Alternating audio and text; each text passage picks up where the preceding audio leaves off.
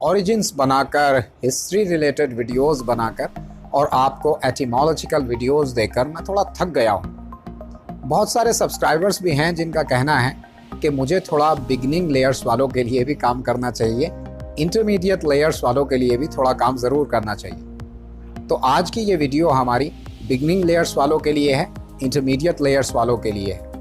आज की इस वीडियो में मैं आपको बताने जा रहा हूँ ऐसे 15 सेंटेंस जो डेली यूज्ड इंग्लिश स्पीकिंग में बहुत ज़्यादा काम आने जा रहे हैं आपके।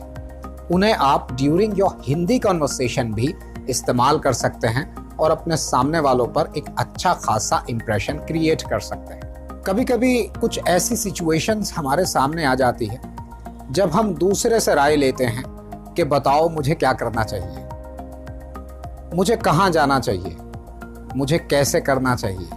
इस तरह की सिचुएशन को इंग्लिश में बताने के लिए आप शुड का इस्तेमाल करते होंगे। जैसे आपको कहना हो कि मुझे क्या करना चाहिए तो आप कहेंगे व्हाट शुड आई डू।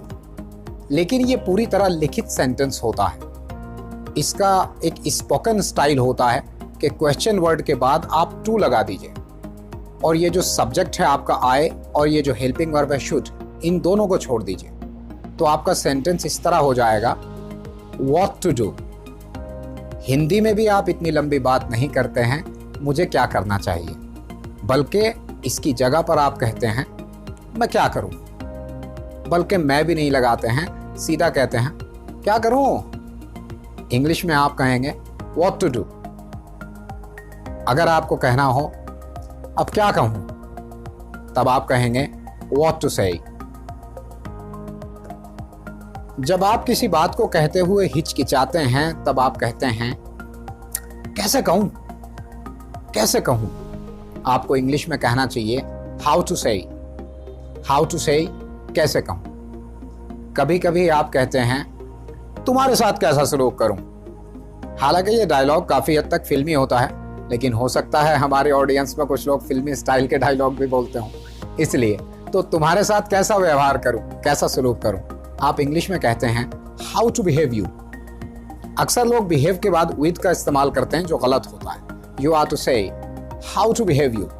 मुझे तुम्हारे साथ कैसा व्यवहार करना चाहिए, मैं तुम्हारे साथ कैसा सलूक करूं। कहना हो यार तुम्हें कैसे यकीन दिलाऊं, तुम्हें कैसे यकीन दिलाऊं, तब आपको कहना चाहिए how to make you believe. ये एक पॉजिटिव सेंटेंस होता है। अगर आप कहेंगे तो मैं इस पर एक कंप्लीट वीडियो बनाकर आपको दे सकता हूं पॉजिटिव सेंटेंस में। फिलहाल आप इसे याद कर लीजिए, तुम्हें कैसे यकीन दिलाऊं। तब आप कहेंगे how to make you believe.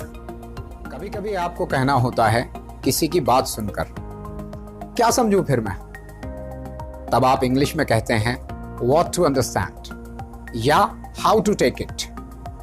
वैसे व्हाट टू अंडरस्टैंड ज्यादा लिटरल होता है और आसानी से समझ में आ जाता है, तो आप कहिए what to understand. How to take it थोड़ा मुश्किल होता है।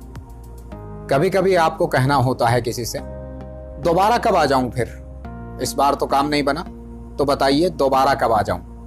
तब आपको कहना होता है when to come again, when to come again, दोबारा कब आ जाऊं। कभी कभी आपको कहना होता है कैसे समझाऊं तुम्हें, तब आप कहते हैं how to convince you या how to explain to you।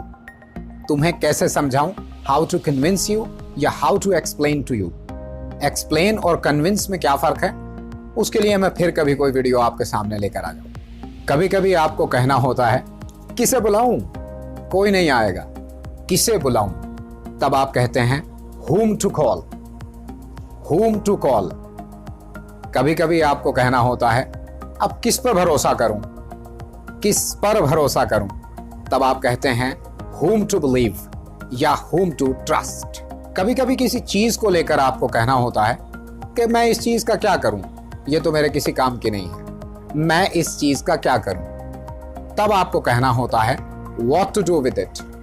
कभी कभी आप बड़ी क्रिटिकल सिचुएशन में होते हैं और आप कहते हैं क्या करूं और क्या ना करूं। बहुत बार कहा होगा आपने भी। अब से इंग्लिश में कहना सीख लीजिए what to do and what to avoid। इसे ऐसे मत कहिएगा कि what to do and what not to do। ये इस तरह नहीं बोला जाता है। what to do and what to avoid, क्या करूं और किस से बचूं। कभी कभी आपके पास जब बहुत सारी किताबें होती हैं तब आपके जहन में सवाल आता है कौन सी किताब पढूं। तब आप कहते हैं which book to read, which book to read. इसी तरह से कभी कभी बहुत सारे काम हमारे सामने होते हैं और हम कहते हैं कौन सा काम करूं। तब आप कहते हैं विच वर्क टू डू। कभी कभी आप कहते हैं क्या क्या करूं, क्या क्या करूं। तो 2 बार वॉच मत लगाइएगा, आपको कहना होता है how many works to do, मतलब कितने काम करूं। क्या क्या करूं के लिए how many works to do. आज की मेरी ये छोटी सी या बड़ी सी क्लिप आपको कैसी लगी जानने का इंतजार करूंगा। दुआओं में याद रखिए। Subscribe to our channel learn English with Z Mohammadi. खुदा हाफिज।